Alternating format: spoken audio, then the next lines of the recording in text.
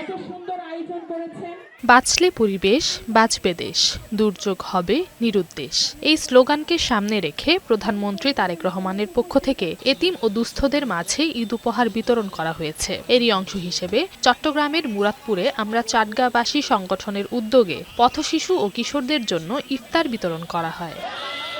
পবিত্র ঈদ উল ফিতর উপলক্ষে বরিশাল সিটি কর্পোরেশনে কর্মরত পরিচ্ছন্নতা কর্মীদের জন্য প্রধানমন্ত্রী তারেক রহমানের পক্ষ থেকে দেয়া ঈদ উপহার বিতরণ করেছেন বরিশাল সিটি কর্পোরেশনের নতুন প্রশাসক বিলকিস আক্তার জাহান শিরিন। বুধবার দুপুরে বরিশাল অশ্বিনী কুমার টাউন হলে এই অনুষ্ঠানের আয়োজন করা হয়।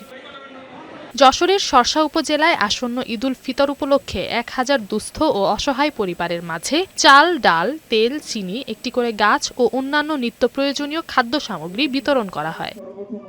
বুধবার দুপুরে পঞ্চগড় জেলা পরিষদ চত্বরে পঞ্চগড় সবুজ আন্দোলনের নিজস্ব অর্থায়নে গরিব, এতিম ও দুস্থদের মাঝে ঈদ উপহার চাল, ডাল, সেমাই, চিনি, দুধ পাউডার, আলু, রসুন, পেঁয়াজ, সাবান ও কাপড় বিতরণ করা হয়।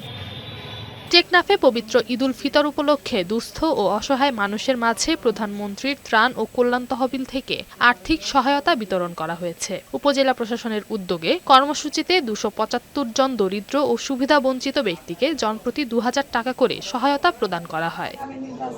এছাড়াও সাভার, নরসিংদী, লক্ষ্মীপুর ও জামালপুরেও প্রধানমন্ত্রীর নির্দেশে উপহার সামগ্রী বিতরণ করেন স্থানীয় নেতাকর্মীরা।